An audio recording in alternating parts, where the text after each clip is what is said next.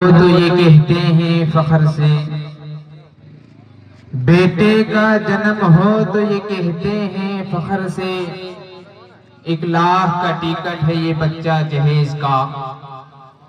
Europe کے جو تھے اہل دل اہل زر، دیتے تھے بیٹی کو موٹر خرید کر۔ یورپ کے جو تھے اہل دل اہل زر، دیتے تھے بیٹی کو موٹر خرید کر۔ ہندوستان کی شان عمارت تو دیکھ، دیتا ہے باپ بیٹی کو شوہر خرید کر۔ معزز سامعین اکرام، آج جو حالات ہمارے سامنے ہیں اور جو معاشرے کی تھکی تصویر ہمارے سامنے آ رہی ہے، اسے دیکھ دیکھ کر، پڑھ پڑھ کر ہمارے دلوں میں غم و الم کا طوفان اٹھ رہا ہے کہ اے میرے مولا، ہم انسانیت کے چمن میں ہیں یا درندے کے کسی جنگل میں زندگی بسر کر رہے ہیں؟ ہمارا ایک ایک گھنٹہ، ایک ایک لمحہ انسانیت کے ساتھ زندگی گزارنا مشکل ہو گیا۔ سمجھ میں نہیں آتا کہ انسان کی شکل میں درندے کہاں سے آ گئے جنہوں نے شیطانوں کو بھی شرمندہ کر دیا۔ ہم لوگ روزانہ اخبارات میں پڑھتے ہیں کہ آج کہیں معصوم لڑکی کو زندہ جلا دیا، آج فلاں مقام پر ایک نوجوان نے اپنی نئی نویلی دلہن کو زندہ جلا دیا، اور ان جلتی ہوئی تصویروں کو ہم دیکھتے ہیں اور ان رپورٹوں کو ہم پڑھتے ہیں تو دل یہ پوچھتا ہے کیا ظلم تھا ان کا، کیا پاپ تھے ان کے، کس ظلم کے بدلے میں ایک معصوم لڑکی کو زندہ جلا دیا گیا۔ اور جب کسی معصوم بیٹی پر پیٹرول چھڑک کر آگ لگا دیتے ہو تو تمہارے دل میں یہ سوال نہیں اٹھتا کہ بتاؤ اس معصوم سی نازک سی زندگی نے کیا ظلم کیا تھا، وہ کون سا جرم تھا جس کی سزا تمہاری عدالت نے موت لکھی۔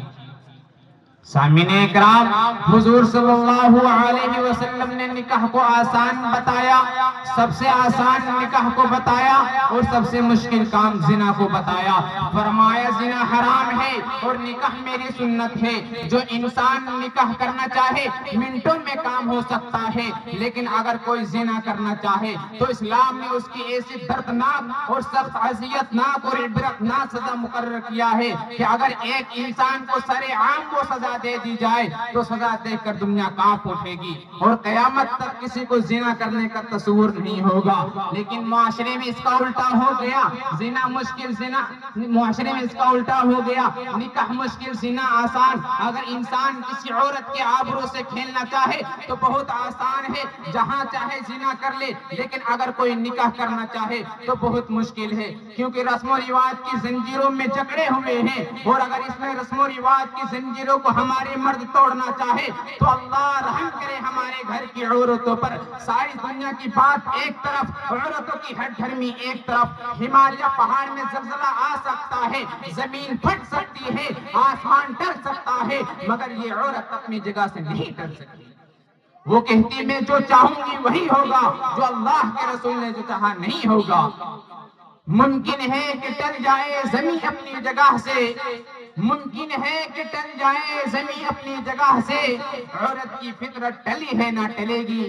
اس عورت سے کہو تو بھی تو کسی کی بیٹی ہے، اگر یہی ظلم تجھ پر ہوتا تو بتا تیرے ماں باپ پر کیا گزرتے۔ آج تو عورت ہو کر دوسرے کی بیٹی کو ستا رہی ہے، آج تو عورت ہو کر دوسرے کی بیٹی پر ظلم و ستم کی پہاڑ توڑ رہی ہے۔ کل اگر تیری بیٹی دوسرے کے گھر میں گئی اور یہ ظلم تیری معصوم بیٹی پر کیا گیا تو بتا تیرے دل و دماغ میں کیا گزرے گی۔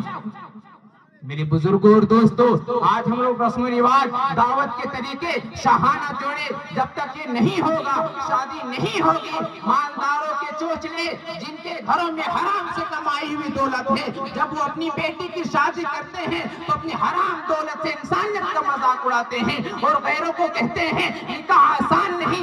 آج مسلمانوں کی لڑکیاں غیروں کے سامنے بھاگ رہی ہیں تو ہمارے نوجوان مسجد میں آ کر کہتے ہیں کہ حضرت غضب ہو گیا، ہماری ماں بہن دوسرے کے ساتھ بھاگ گئی۔ ارے کیوں نہیں بھاگے گی؟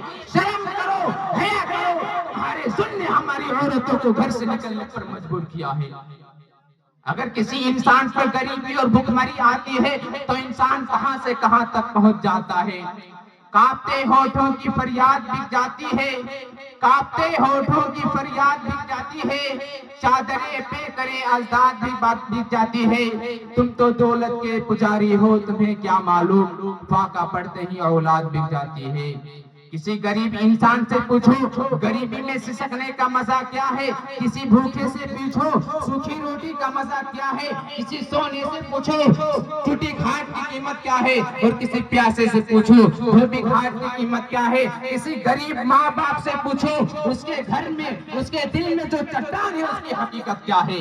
نبی کریم صلی اللہ علیہ وسلم نے نکاح کو آسان بتایا، مگر صحابہ اکرام اگر نکاح کرنا چاہے تو زیادہ غور و فکر کی کوئی بات نہیں تھی۔ ایک صحابی آپ صلی اللہ علیہ وسلم کے پاس آتے ہیں اور کہتے ہیں یا رسول اللہ ہماری بہن جوان ہے، نکاح کے لیے کسی لڑکے کا انتخاب کر دیجئے۔ آپ صلی اللہ علیہ وسلم نے فرمایا کیا تمہیں بلال پسند ہے؟ کچھ نہیں بولا۔ کہا کیوں نہیں؟ اس لیے کہ بلال مزدور ہے، کالے کلوٹی ہے۔ پھر دوسرے دن آئے، پھر تیسرے دن آئے، آپ صلی اللہ علیہ وسلم نے فرمایا کیا جنتی پسند ہے؟ کہا ہاں جنتی پسند ہے۔ اللہ کے رسول یہ کہہ رہا ہے کہ بلال جنتی ہے، اس سے بڑھ کر کیا ہو سکتا ہے؟ تمہاری بہنوئی کی جنتی ہونے کی بشارت اللہ کے آخری رسول دنیا ہی میں دے رہے ہیں۔ میری محترم بزرگ اور دوستو، آج ہم لوگ لڑکے کا انتخاب کرتے ہیں، کبھی ہم نے سوچا کہ لڑکا نمازی ہے، دیندار ہے، کبھی سوچا کہ وہ اللہ والا ہے، اللہ سے ڈرتا ہے۔ ارے محلوں کی بے چینی سے جھوپڑی کا سکون بہتر ہوا کرتا ہے۔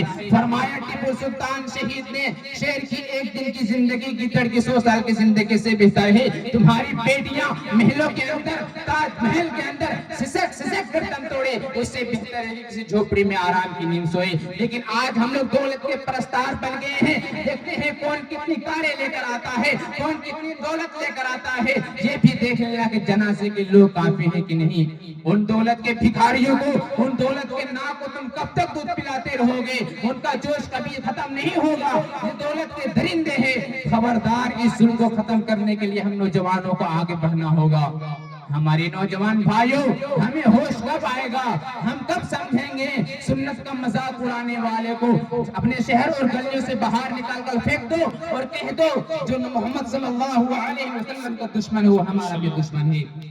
محترم بزرگوں اور دوستو، جب اسلام آیا تو اسلام نے فرمایا بیٹیاں قتل کرنے کے نہیں، بلکہ نبی صلی اللہ علیہ وسلم نے ارشاد فرمایا جس شخص کے پاس 3 بیٹیاں ہوں اور اسے اچھی طرح پڑھائے اور لکھائے اور اس کی اچھی جگہ نکاح کرتے تو میں کہتا ہوں کہ وہ شخص جنتی ہے۔